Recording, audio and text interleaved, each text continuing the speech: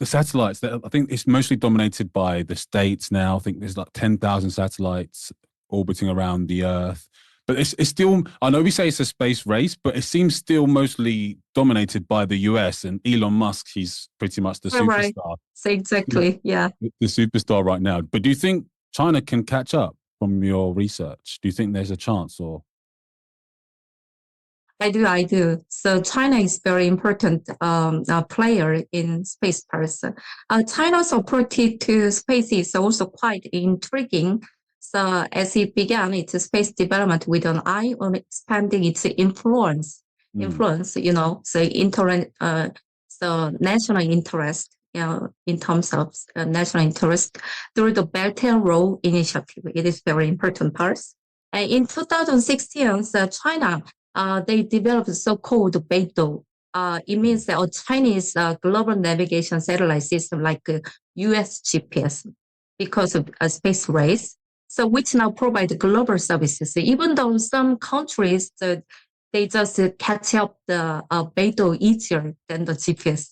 So we use a smartphone with the GPS, right? yeah. So China has also been extending its reach with the lunar Mars exploration missions. Significant milestones include manned space missions and the anticipated completion of the Tiangong Space Station in 2024, marketing substantial programs, actually. Mm, China is pursuing an ambitious state-led space policy to establish itself as a major space power with advancement rooted in its own technical progress. mm, So in the old space, the US and the Soviet Union is a kind of main player in the space.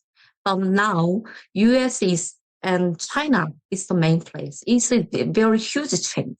So looking at each country's unique approach, the United States combines a substantial funding and state support with the thriving private sectors, so resulting in extraordinary growth.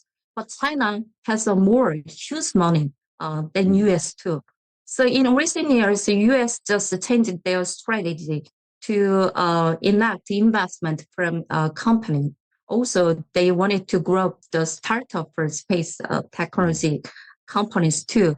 But China also changed their strategy. So mm, because it is China's characteristic of space development is related to state-led or government-led development in space, but they changed their strategy too. They also think that commercialization is very important part in space. So they just made a strategy to bring up the startup or foster investment in space.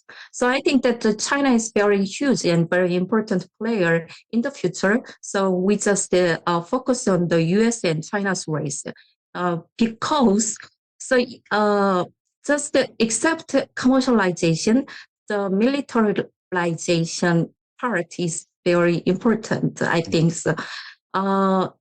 You just have you heard about the asset test? It's a satellite test. They just shoot at the satellite Mm. and test it. So how much time will be took for it to disrupt the satellite?